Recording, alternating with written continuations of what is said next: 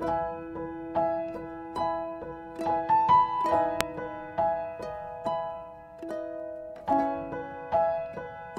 bistado na nga ang totoong relasyon ni VP Sara Duterte at Senate President Chis Escudero. Ito nga ay matapos na ilabas ng ilang kongresista ang magpapatunay na totoong may espesyal na namamagitan kina VP Duterte at Chis Escudero. Ayon sa balita, kaya naman daw pala sobra-sobra makaprotekta si Chis kay VP Sara, lalong-lalo na daw sa usaping impeachment. Samantala, kung ano man nga daw ang relasyon ng dalawa ay hindi daw nito mapipigilan ang nalalapit na pagpapatalsik kay VP Sara Duterte. Ito nga ay ayon sa House of Representatives. Narito panoorin ang video. Inaasahan po na tatalakayin ng Senado mamaya ang desisyon ng Korte Suprema na nagbabasura dito sa Articles of Impeachment laban kay Vice President Sara Duterte. Ano po ang reaction ninyo doon at ano po ang way forward ng House kung i-dismiss po ng Senate itong Articles of Impeachment in compliance with the SC ruling? Well, patuloy pa rin naman po yung panawagan ng House of Representatives na ang mandato po ng saligang batas sa impeachment proceedings sa House of Representatives ay nagawa na. Nasa Senado na po ang bola. Ang mandato po sa Senado ay to try and decide. Ang pananaw pa rin po ng House of Representatives, hindi pa final yung desisyon sa Supreme Court. Kaya nga po, at the very least, sana hintayin yung final disposition ng Supreme Court doon sa na-file na motion for reconsideration bago magkaroon ng desisyon tungkol sa anong mangyayari doon sa impeachment proceedings. Kung hindi po antayin at ibasura po ng Senate itong Articles of Impeachment, ibig sabihin po ba nito patay na yung Articles of Impeachment at kailangan na lang mag-antay ng mag-lapse yung 1-year ban bago po magkaroon ng possibility for the filing of another impeachment complaint? We are still hopeful that the Senate will continue on to perform their duties under the Constitution. I do not want to speculate on how the Senate will decide later. We will all be waiting, not just the House of Representatives, not just you, the media, but the whole country. So until such time, we will reserve muna siguro our opinions on something that we can merely speculate at this time. Thank you, Bibian. Next is Tina Panganiban Perez from GMA7. Good morning po, ma'am. Connected po sa tanong ni Vivian. Ano po ba yung legal implications and complications if the Senate does indeed dismiss the articles of impeachment later? Kasi hindi pa nga final yung decision ng Supreme Court eh. Para sa amin, hindi pa rin naman dapat itigil yung pwedeng yung trabaho na binigay ng konstitusyon sa amin sa House of Representatives at sa Senado. Kaya mas mainam na hintayin natin yung magiging desisyon ng Supreme Court doon sa motion for reconsideration. Ma'am, may steps po bang gagawin ng House kung, yun nga, i-dismiss later while the MR of the House is pending before the SC? May concrete steps po bang gagawin ng House? Hindi ko pa siya madidiscuss ngayon. I think best na yung panel of prosecutors or the other members ang makakapag-discuss niyan. Especially, ito ay inaabangan pa lang natin. Thank you po. Thank you, Tina. Rosalie Cas from UNTV.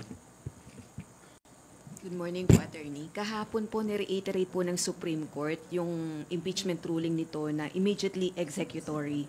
Magiging factor ba yun sa gagawing desisyon ng Senate mamaya on the impeachment case? Hindi ko alam kung paano i-appreciate ng Senado yung naging statement ng Supreme Court. But as a lawyer, ang basihan ko lang din kasi kung final na yung desisyon ng Supreme Court ay yung rules of court din na sinusunod naman ng mga korte natin. when does a decision become final and executory? Sa pagkakaalala ko, under the rules of court, a decision becomes final after matapos yung period to file the motion for reconsideration, which is 15 days from the receipt of the decision. Kung walang motion na na-file. Pag may motion na na-file, it is magiging final siya pag yung final disposition ng court dun sa motion for reconsideration.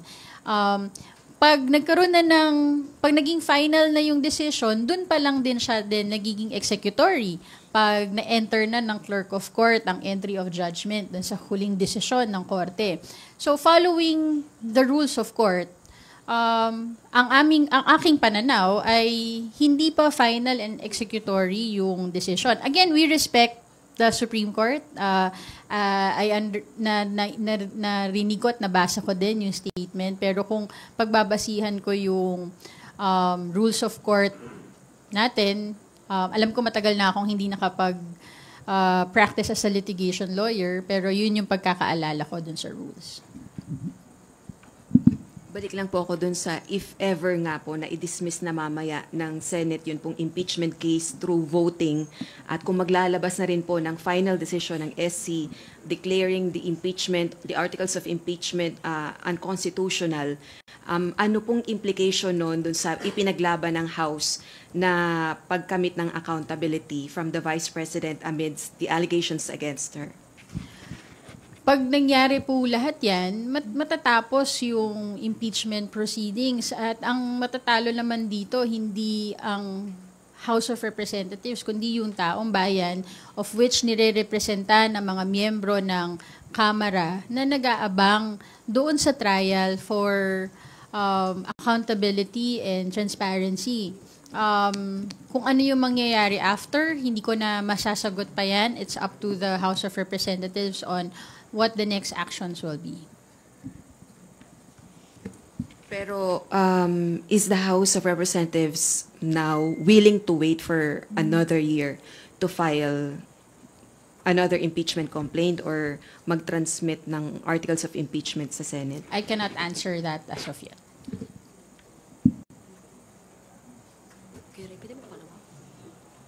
Ma'am, Marian from TV5. Kung regarding dun po sa, sundutin ko lang po yung sinabi ni Ate, yung kay question ni Ate regarding sa reiteration po ng Supreme Court na yung impeachment decision immediately executory, sinabi niyo po na base nga po dun sa nakagawian na and yun yung rules, dapat magiging final lang siya kung may final disposition ng court sa MR. Pag naging final yung decision, dun pa lang magiging executory. So, bakit po kaya nag-issue ng ganito yung Supreme Court? Hindi ko po masasagutin sa kanila po nang galing. And in fact, napakarami na rin na may mga ibang instances din naman ang Supreme Court where nakailang motion for reconsideration doon sa kanilang mga naging decisions before. No? Hindi ko masasagot kung bakit yun na naging declarations nila. Ang kaya ko lang masagot yung ayon doon sa prevailing rules na naaalala ko. What's your comment po? Meron din po Senator nagsabi na almost 20 na yung papaboran daw po na mag-side na nga dito sa initial decision po na SC. Ang impeachment proceedings, ang pagdidesisyon dito ay hindi lang ayon sa politika o personalidad. Ito ay tungkol sa accountability at sa taong bayan. So, we respect the individual positions of the members of the Senate, but the House would maintain its position na dapat matuloy ang impeachment trial. Elaborate yung inyo pong damit ngayon. Eto? Well, I think, sabi nga, di ba, dun sa motion for reconsideration, when it is clear and unambiguous, no added explanation is needed. Forthwith. Try and decide forthwith.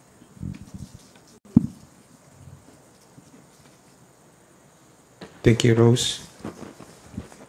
Next is Mela Lismoras from PTV4. Hi, good morning po, Attorney Princess. I-relate ko lang po din sa impeachment kasi sa gitna ng mainit na issue sa impeachment ngayon, may lumabas na survey mula sa Okta Research. Ang dalawa po yung sinurvey nila sa Senate and sa House. On trust and performance ratings, ang nakuha ng Senate bumaba po, 49% and 47%. Samantalang sa House naman ay tumaas 57% and 55% yung trust and performance ratings nga. Ano po masasabi niyo dito, Attorney? And maire-relate po kaya ito sa ongoing impeachment issue? Siyempre, unang-una nagpapasalamat kami sa taong bayan na nakita yung ginagawa ng House of Representatives para sa ating mamamayan. I think, among others, madaming mga naging issues naman na tinakal ang House of Representatives, mga investigative hearings na ginawa ang House, ang impeachment, pati yung mga pagsagot sa mga issues na kinakailangang matugunan dito sa ating bansa. At pinaka-importante, I think, nakita din kasi yung pagkakaisa ng mga miyembro ng House of Representatives, of course, through the leadership of Speaker Martin Romualdez. I think all of that combined contributed to the high trust ratings according sa survey. And naging consistent naman ang House from the 19th Congress being one of the most productive Congresses that we've had. And we can see with the leadership of Speaker Martin, patuloy naman ang kanyang pamumuno, yung kanyang ginawang consensus building sa mga House leaders and party leaders. At nakikita natin na even with the new roster of House leaders in the 20th Congress, we can see that we are looking forward to a more productive 20th Congress compared sa 19th Congress. And we're hoping na magiging consistent we are looking forward na magiging consistent ang House dun sa trabaho na sinimulan at papag-igtingin pa, papagandahin pa para makita din talaga ng taong bayan na ang House of Representatives ay totoong House of the People. Opo. Ma'am, sa tingin niyo po, kung magdedesisyon naman yung Senate na ituloy yung impeachment trial, sa tingin niyo ba mariregain nila at tataas muli yung kanilang trust and performance ratings? Subukan nila. Baka. Forthwith. Pero clear naman nakikita naman din natin clear. It's not about we're not even talking about conviction or acquittal yet Ang pinag-uusapan pa lang natin, proceeding with the trial, mabigyan ng pagkakataon na lahat ng mga ebidensya at mabigyan ng pagkakataon din si Vice President Sara Duterte na masagot yung mga ebidensya na maihahain. Nandoon pa lang tayo sa stage na yon. And yun din lang inaabangan, hindi lang ng members ng House, kundi ng mamamayang Pilipino. Opo. Sorry ma'am, isang other topic lang po. President Ferdinand Marcos Jr. has ordered the suspension of all rice importation for 60 days beginning September 1, 2025 ayon sa isang pahayag ng Malacanang. Baka may comment lang din po ang House. The Speaker Martin Romualdez supports tong panawagan na to. Kaya nga, House Bill number 1 natin yung Rice Act, diba? Kasi nga importante na matugunan yung issue ng pagsisiguro na merong affordable, accessible na bigas para sa ating mga pamilyang Pilipino at mapatuloy na mapoprotektahan ang ating mga magsasaka sa tumataas na presyo. Gamitin din natin to, sana magamit din tong panahon na to para talaga masaayos yung problema tungkol sa presyo ng bigas at mas mapalakas natin yung suporta na kailangan ng ating mga local farmers dito sa ating bansa. Thank you, Mela. Milky Regunan from DCRH. Wala pa si Milky. Lianes Capanti from GMA Online.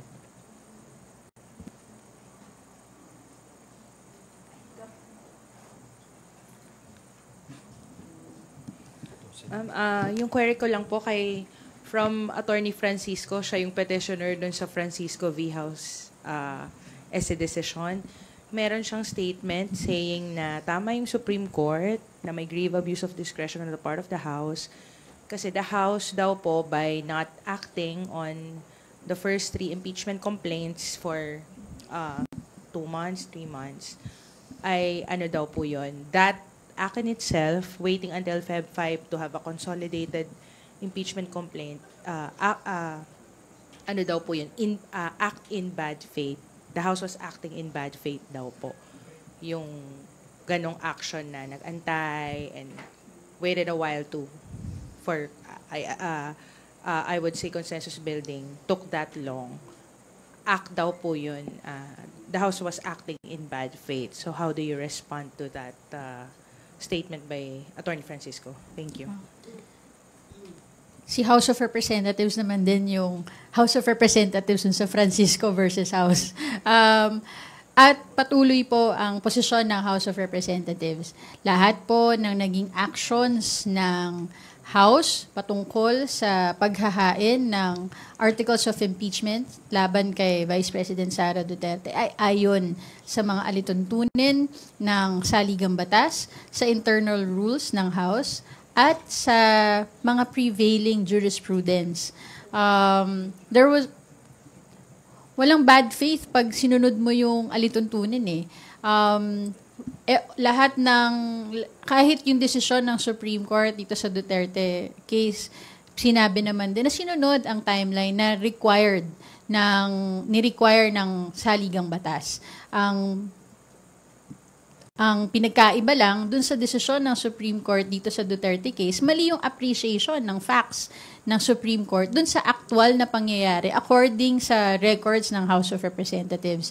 At kaya nga dapat talaga ma-correct ito, mapaliwanagan ito, at hopefully dun sa motion for reconsideration na na-file ng House of Representatives ay mabibigyan ng pagkakataon na makita ng Supreme Court na tama lahat ng naging actions ng House under the Constitution. Thank you po. Second question lang, ma'am. Totoo po ba na may House contingent na pupunta sa Senate mamaya? Wala po akong information. Doon sa 2:30 daw na ano. Wala po akong information tungkol dyan. Last question lang, ma'am, on budget naman. Yung participation po kasi ng budget watchdogs, sinabi po ni Kong Jude yesterday, it will not be a token participation. So, ma'am, does that mean na kung meron man silang amendment sa budget na gustong iput forward itong mga CSOs, lalo na meron ng House Subcommittee on Budget Amendments Review, itong mga CSOs ba, ma'am, and budget watchdogs, kung may amendments man silang isuggest, will this be considered for adoption? Would you say? Dun sa resolution, they are non-voting observers eh. Siguro, mas mainam na makita pa natin kung ano pa. They had their initial consultation yesterday. Mas makita pa natin yung ano pa yung magiging guidelines tungkol dito. Hindi ko pa masasagot yan hindi ko pa masasagot yung tanong mo until we see the full scope kung ano ang magiging role ng mga CSOs. But ang nakalagay doon, non-voting observers. Okay. Pero ma'am, will they be allowed to, parang at least, yung mga suggestions po ba nila mapag-uusapan? Magagaranti naman po ng House yan. Hindi ko pa yan masasagot. Again, they're nasa initial stages of consultations. Hindi ko din sure kung nasama yan dun sa mga napag-usapan na kahapon. Okay. So, I think we want to see more on how all of this will pan out. But definitely, this is a big step din na magkaroon na tayo ng mga CSOs that will be part of the budget process to make sure na yung proseso dito sa House ay magiging transparent. Thank you po, ma'am. That's on my end. Thank you. Thank you, Linesca. Kenneth Basilio from Business World.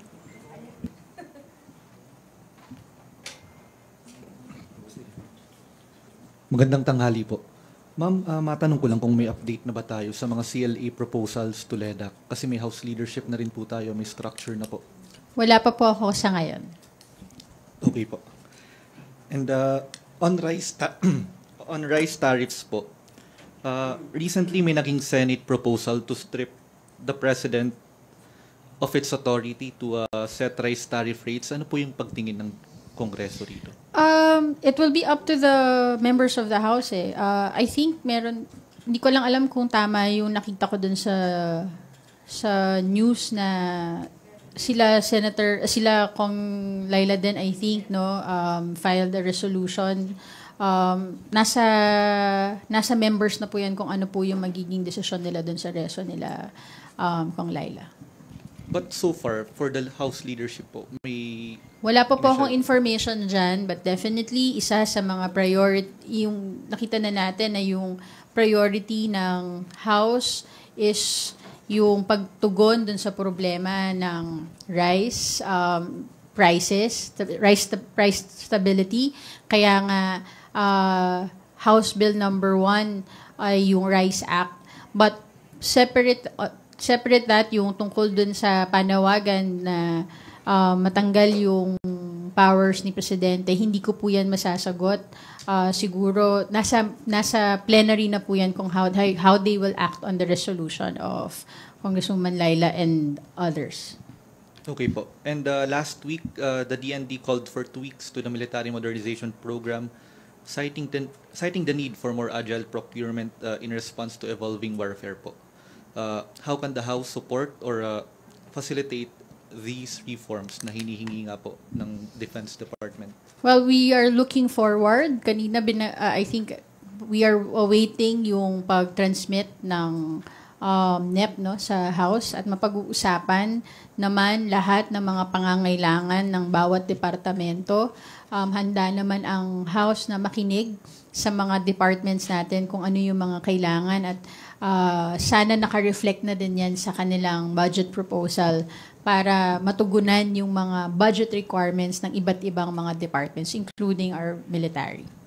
Sorry, follow-up. Yung transmittal po ng NEP, kailan po ito mangyayari? Kasi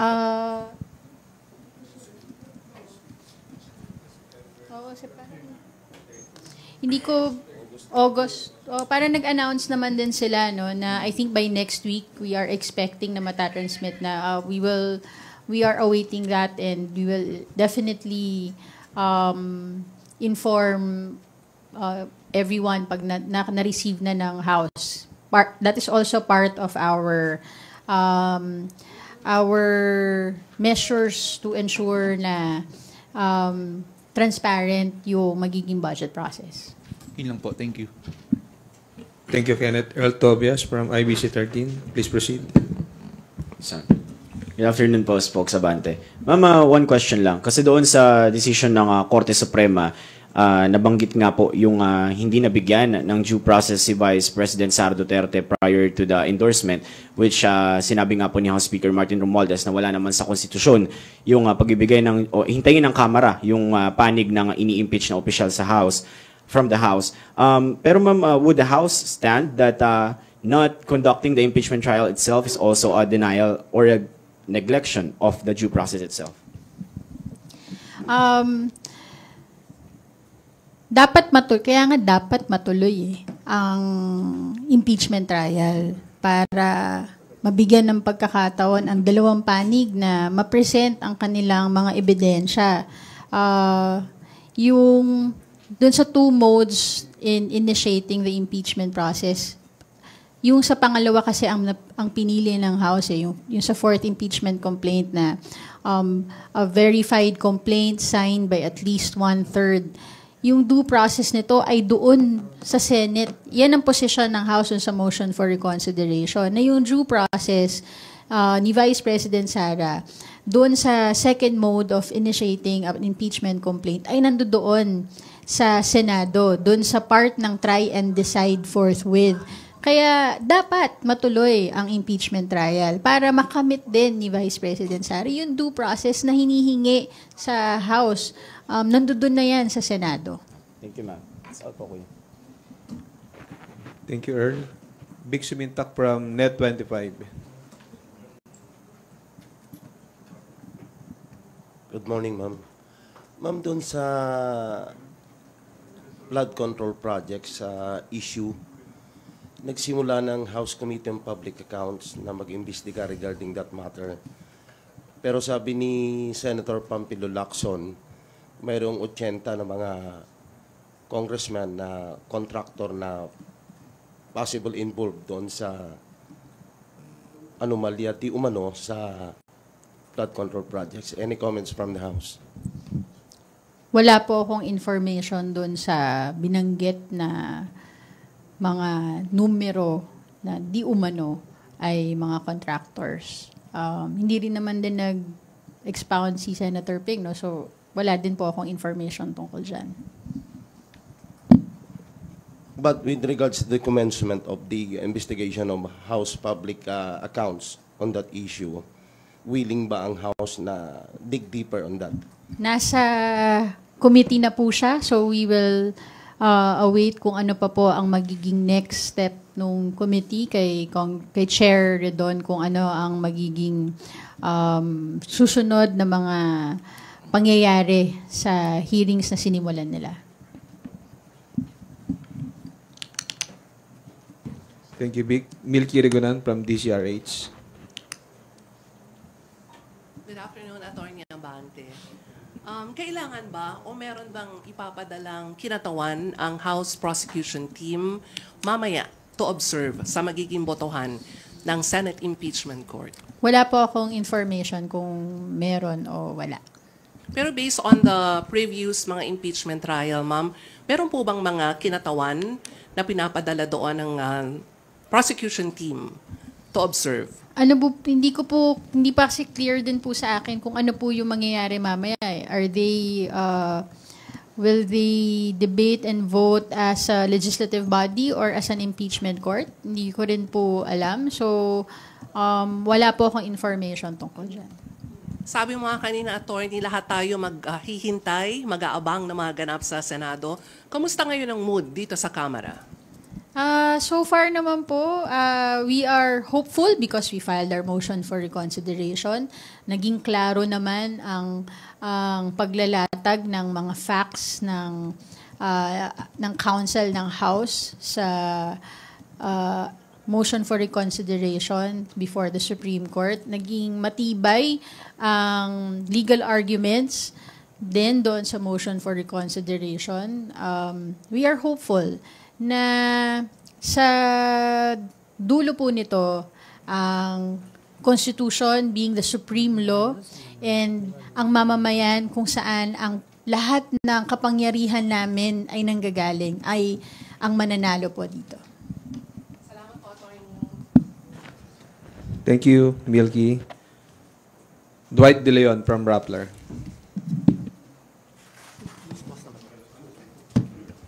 Good morning po, Attorney Princess. Sundutan ko lang po yung kay Sir Vic. Do you think that the House can conduct a credible investigation into flood control projects when there are congressmen who are known contractors with ties to infra companies that deal with flood control projects? Well, yung binanggit, 80, napakaraming members of the House, diba? As of now, there are more than 300 members of the House and may varied political and positions yan and opinions. Yun ang kagandahan sa Kamara. So yes, I believe that the House can be credible in their investigation. Wala naman pong pinipigilan sa pag-participate sa bawat mga hearings. Lahat naman po ay ini-encourage na makilahok at mag-participate. And we will just await kung paano. And we know Chair Terry Ridon and his credibility also. So we are awaiting for the next hearings that will be held. So masasabi niyo po ba na hindi sasantuhin ng House ang mga kongresista kung sakaling ang ilan sa kanila ay lumutang yung mga pangalan in the course of these investigations? The House will be consistent that it will be faithful to its mandate under the law and to the people.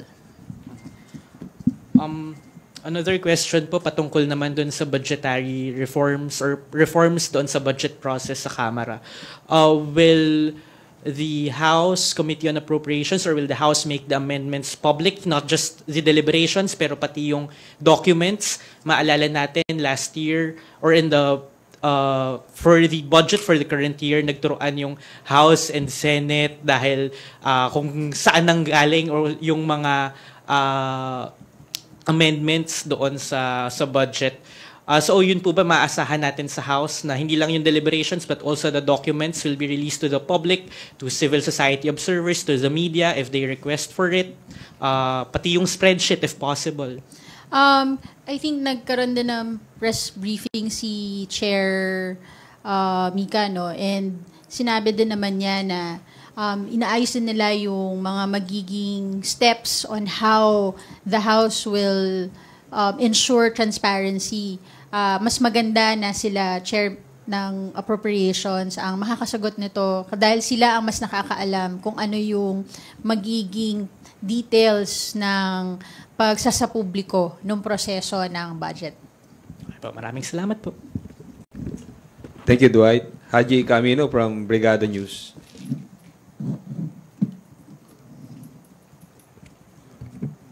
Magandang tanghali po, attorney. May mga nagsusulong po na kung sakasakali daw po na mag-decide nga yung Senate na ibasura yung impeachment trial. And for example, halimbawa pong hindi talaga mapaboran yung motion for reconsideration ng Supreme Court, ay magkaroon na lang daw po ng ibang avenues para panagutin or humanap ng pananagutan kay Vice President Sara Duterte, such as yung binuo nga po na Quad Committee or kung hindi man po, ay yung ibang committees ng Kamara. Kumbaga magkaroon ng separate House hearings kaugnay po sa mga isyong ibinabato kay VP Sara. With the House support, itong mga ganitong possibilities na magkaroon or isulong po yung mga House hearings versus the Vice President kung sakasakali. Right now, the House will exhaust all legal remedies available on the impeachment proceedings. Yung sa mga susunod na magiging hakbang ng House, even its members, we will see after, no? Hindi ko yan masasagot dahil nasa mga members ng House kung ano yung magiging hakbangin ng bawat individual na members eh. But again, patuloy rin iisa lang naman lagi ang aking mensahe na tutugunan lagi ng House of Representatives ang kanilang tungkulin sa mga iba't ibang issues na hinaharap. Whether yan ay separate committee or mga quadcom committees, mga super committees natin, ay gagampanan ng House ang kanilang tungkulin dito. Kasi especially yung sa good government panel po, kasi attorney, di ba si Congressman Joel Chua pa rin, yung chair ng committee. Depende po kung may maghahain din kasi na resolution for this eh. And hindi ko, so far wala pa naman po akong alam kung magkakaroon po ng mga ganito sa ngayon. Ang nakita pa lang natin na nabuo yung sa Quadcom, no? So we will wait and see. Last na lang po, attorney, baka may comment po kayo kasi kanina may press briefing yung OVP, tapos hinahanap po si VP Sara, tapos wala naman pong nasagot kung nasan po siya ngayon. Kung sila hindi nila nasagot, lalong hindi ko din masasagot yan. Basta ako, nandito ako. At nandito din ang mga House leaders para magtrabaho. Thank you po. Thank you, Haji. Last question from Bibian Gulia of ABS-CBN News. Habol lang po dun sa possible na talakayin ng Senate mamaya yung SC decision. Kasi po doon sa forthwith na mandate ng Supreme Court, ng Constitution regarding the trial, parang it took them 5 months to convene as an impeachment court. But when it comes to tackling this particular decision of the SC, even if it has yet to become final. They will tackle it. They are expected to tackle it later. Are you seeing double standards po? Baka excited lang. Pero yan ang tanong ng taong bayan. Kaya nga ang iisa pa rin ang posisyon ng House of Representatives. May mandato tayo sa Saligang Batas. Nagampanan na ng House of Representatives ang mandate nito. Nasa Senado na po para tugunan ang mandato na binigay sa kanila ng konstitusyon to try and decide forthwith. Thank you, Bibian. Before we conclude, may we hear the closing statement? Okay, Rosel Lecas from Marian? Okay, go ahead, Marian. Sorry. Marian Enriquez from TV5. Spokes, meron pong sinabi si Mamamayang Liberal Party List Representative Leila de Lima, I guess last week, regarding nga po dito doon sa decision nga nila na binabasor or dinedeklara unconstitutional ito pong impeachment complaint against Vice President Sara Duterte. And nag-warn po siya na yung mga SC justices can face impeachment po following nga itong decision nila. Para ang quote, sabi po niya, we can initiate or any interested party can initiate impeachment process against these justices themselves. Ayoko po sana, but that probability ay nandyan. Ano po ba? Meron na bang napag-uusapan din na ganito? Wala po akong alam. You're asking if merong? May ganun din po ba? May ganun po bang sentiment among our House lawmakers? Sorry. You know, yung idea nga po na pwede rin daw po i-impeach itong mga justices na bumoto nga po against this. Sa speech ni Speaker is, kaya din naninindigan ang House of Representatives na maging dun sa filing ng motion for reconsideration. Dahil ang exclusive power na binigay ng Constitution to initiate an impeachment proceeding ay binigay sa House. Yung mga dinagdag na mga alituntunin ng Supreme Court effectively amends the Constitution na hindi naman nilagay, particularly dun sa second mode ng initiation of impeachment. Iilan lang ang mga positions na pwedeng ma-impeach. That includes justices of the Supreme Court. And later on, yung epekto ng decision na ito would curtail the powers given to the House under the Constitution. Sa dulo, ang sagot ko dyan ay the House wants to maintain its independence as in the powers given by the Constitution to initiate impeachment proceedings. Whether yan ay para sa Presidente or Vice President or Justice, ang paninindigan ng House, ito ay exclusive sa House of Representatives. Sa ngayon, kung ano man yung mga magiging susunod na magiging impeachment proceedings, hindi ko yan masasagot pa eh. Pero dito sa kasong ito ang paninindigan ng House. At hindi titigil ang House na i-assert ang kanilang powers given to it by the Constitution through any legal remedies that is available to it. Thank you. Last na yan. Okay, Kenneth. Go ahead. Navotas Rep. Toby Tiangco yesterday said na the House should also publicize yung mga amendments made by the small committee during last year's budget deliberations. This, as lawmakers, are pushing budget transparency reforms nga po. Willing po ba yung House to do yung proposal nga ni Congressman Tiangco? I think bilang member of the House and especially as a House leader in the 19th Congress, he can discuss it with the leaders of the House. So, best na sila ang makapag-usap tungkol dito. Thank you. And to formally end our press conference, may we now hear your closing remarks, ma'am. Muli maraming salamat sa inyong lahat. It's gonna be a busy day for all of us as we await what will happen today. Again, sa dulo, lagi ko sinasabi, sana mamamayan ang panalo. Maraming salamat po at magandang tanghali sa inyo lahat.